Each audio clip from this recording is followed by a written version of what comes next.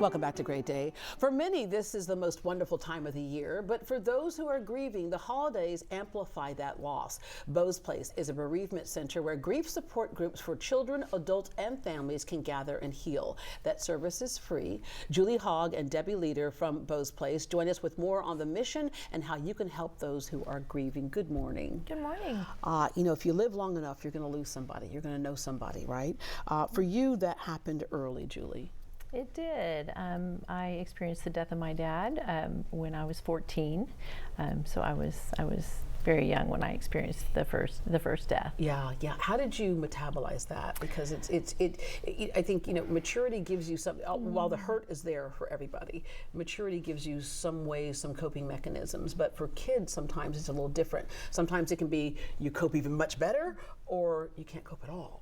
Yeah, I think it was something we didn't really talk about too much. We just sort of moved on and kept going, and it wasn't I think it was just the time. We really didn't talk too much about it. And then sometimes parents try to shield their kids from that. Yeah, and that's if why you don't talk about it, it makes it easier. Yeah. And then you lost your husband in 2000. I did in 2000. My husband was killed by a drunk driver, and I had two little boys who were 4 and 20 months old at the time. Yeah.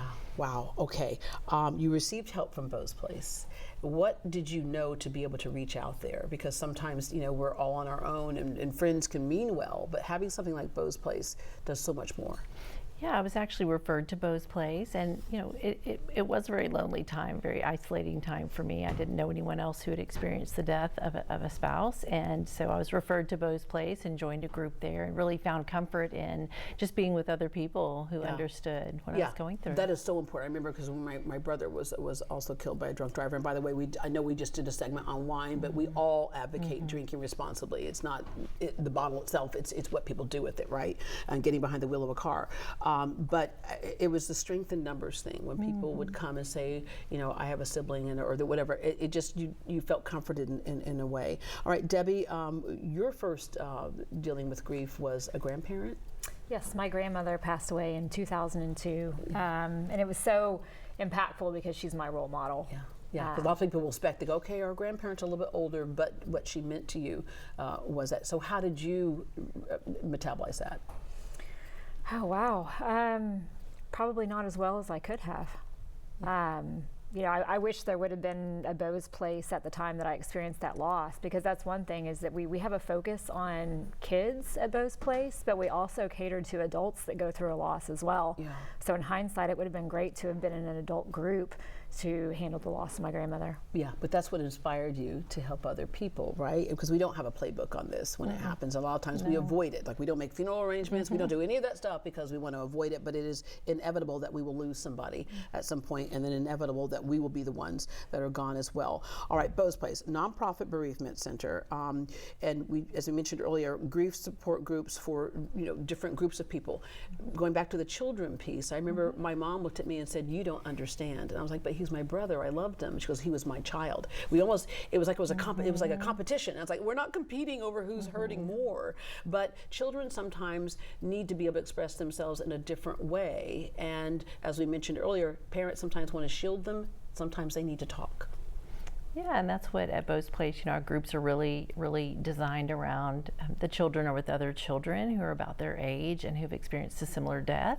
And at the same time, adults are meeting. So children are able to just be with other children who have had a similar experience and just share their thoughts and feelings. Yeah. I remember my niece at my grandmother's funeral, she walked up to my mom and she said, "It's okay, Grandma just had too many birthdays," right? And so from the mouths of babes, sometimes you get that healing as well. And then for adults, understanding that you don't need to carry the banner and act like nothing happened, right? You talk about it, and you also have support groups that involve the entire family. Yeah, we do. So we have our groups. We have a in-person family group and an online family group where the adults are meeting and the children are meeting, and we start as early as age 3. Yeah. So we believe that even little ones grieve. Yeah. So. And then there's the extended help. You provide education and resources for those who assist people in grief. Yeah, we do a lot of community trainings and offer resources in our information and referral line. People can call in, and whether they're grieving themselves or they're supporting someone who's grieving, we can pass information along. School personnel, for example, Yes. you can wrap your arms around a student who's dealing with something, and we've seen that happen with crises that happen at those schools, and then counselors saying, how can we help our students deal with this and walk through this. All right, and grief is kind of a specialized area of psychology, right? So there are certain days and certain things that can trigger a lot of folks. Anniversary of a death, birthdays, wedding, days. There's no timeline for grief, and you actually have people who will come for months after. What was your first Christmas like, and her birthday like, and all those things? Painful, because I'll say honestly, our family kind of fell apart after she passed away, because she had 6 children, and none of us really get together for holidays anymore. Like, she was the glue with the family. Wow. So it was, quite a profound impact on our family, actually, losing her. And you still don't get together for the holidays like that? No, we don't. It's unfortunate. No, we don't. The tradition died along with her. It did. She was the glue of the family. Yeah, and and you see these external images, and every family's not a Hallmark card, even when everybody's alive, they're not a Hallmark card, right? But when you see all the joy of the season, it's conflicting, because you don't want to take anybody else's joy away, and you wish you could get that same joy back, but you have to rediscover how to do this. So you all have some tips on how to put things in their place and make it work. When somebody has lost someone, sometimes people want to avoid them, period. Right? Oh, let's not talk about it. Nothing happened here. You say, tell them you're thinking about them. Yeah, exactly. Just let them know that you're thinking about them. You know that the holidays are going to be especially difficult, and continue to reach out to them and invite them to events that you might be having, knowing that they might not be able to come. But just continuing to include them and letting them know you're thinking about them. Acknowledge that the holidays are hard, and I know sometimes, especially in the beginning, I have a friend who, it's been a while now, but that's all she wants to talk about, and that's okay, because that's all I will hear, and gladly do so for her. You meet people where they are, right, in their grief. Offer specific help, like dropping off some food, help with house chores. Take them even to visit the gravesite. I've done that before, and we stand there, we talk, and I say, tell me some stories, and we always end up laughing when we leave, right? So if you can shift the focus on the mourning to the focus on the memories and what that person left with you, sometimes that can be healing as well. For grieving parents, there's just, you lost your grandmother, and that was your role model. And then for parents who lose a child, you and I were both talking about, because I had lost, we have children, and the anxiety when that child is out of your sight, even when they're adults. Yeah, just worrying about what's going to happen. It's not always what your children are doing, but it's others around that you just know something can happen. Yeah. All right. Have you instituted a new tradition for the holidays to kind of replace what you don't have anymore? Well, I just got married a month ago, so it's going to be a first year with a blended family of 4 children, and it's a very happy time. So yeah, I would say absolutely. Yeah. And the other side of my family, fortunately, is very strong. So it was just my mother's side of the family with my grandmother that kind of disbanded a little bit. Yeah. And starting new traditions, and even, it doesn't mean you have to ignore the person who is the empty seat at the table. Incorporate that as well.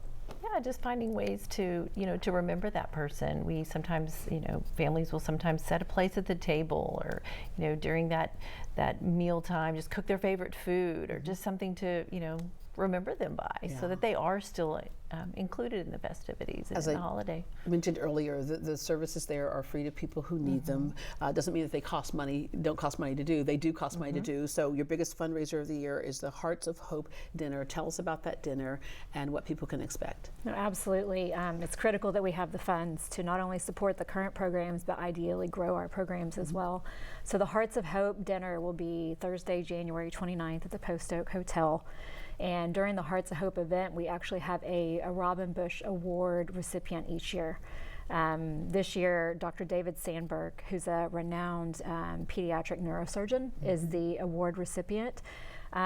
Each award recipient is someone who has had a major impact on children in the Houston area. Wow, yeah. And Dr. Sandberg, because of his groundbreaking research, has given hope to thousands of patients that are suffering from neurological tumors, neurological abnormalities. So he's the perfect person to honor. And your guest speaker is Jonathan McComb. Correct. And Jonathan is going to share more about his story with us. He was actually the only surviving member of his family when the flash flood occurred in Wimberley, Texas in 2015. And he's just a great example of turning his personal tragedy into purpose and helping others address their grief and then ultimately find hope still in life after a loss. Yeah. Ladies, thank you so much. It is a tough time of year. It can be tough 24/7 when you lose somebody you love, but especially this time of year. So thank you for being there with Bo's Place and sharing that with us today. Thanks for having us. All right. The Hearts of Hope dinner is happening again on January 29th at the Post Oak Hotel. This event raises crucial funds that allow Bo's Place to continue providing grief support for free. If you can't attend, you can always make a donation. For more information, visit bosplace.org.